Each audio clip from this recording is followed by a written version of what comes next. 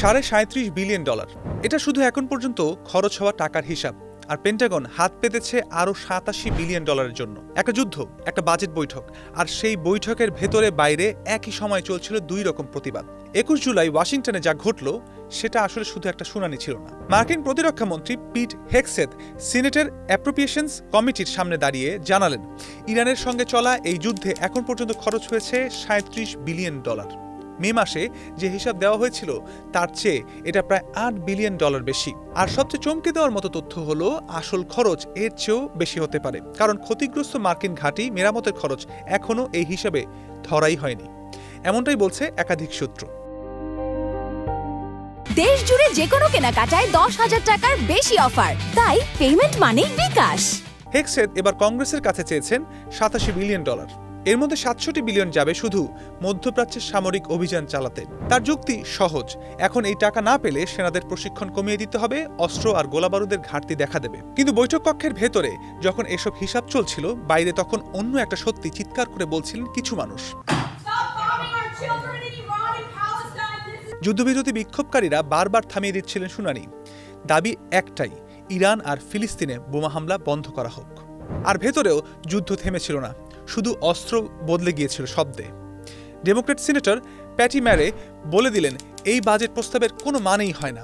Senator Carlsen গিলিব্রান্ড প্রশ্ন তুললেন, যে যুদ্ধে প্রেসিডেন্ট নিজেই আগে জয়ের ঘোষণা দিয়েছিলেন, সেই যুদ্ধের জন্য কেন এত টাকা লাগবে?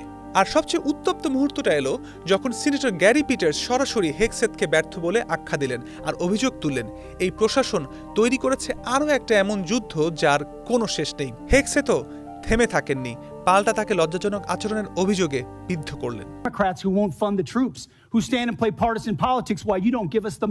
এই পুরো তর্ক বিতর্কের মধ্যে একটা সংখ্যা প্রায় হারিয়ে যাচ্ছিল, মানুষের সংখ্যা।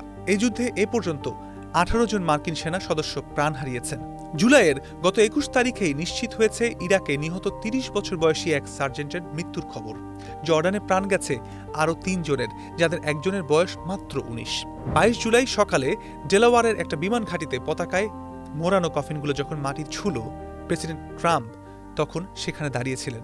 এই যুদ্ধ এপ্রিলে একবার থেমেছিল, যুদ্ধবিরতি হয়েছিল, কিন্তু সেই চুক্তি টেকেনি। গত সপ্তাহ থেকে আবার শুরু হয়েছে বোমা বর্ষণ, টানা 11 দিন ধরে। আর একটা তথ্য শুনলে হয়তো অবাক হবেন, প্রতিনিধি পরিষদ 23 জুলাই থেকে ছুটিতে চলে যাচ্ছে।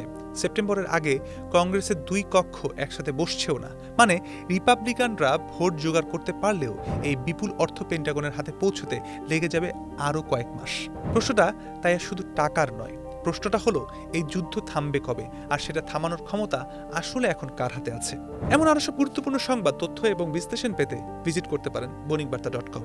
সেই সাথে সাবস্ক্রাইব করতে পারেন বণিকবার্তার ইউটিউব চ্যানেল এবং ফলো করতে পারেন বণিকবার্তার ফেসবুক পেজ।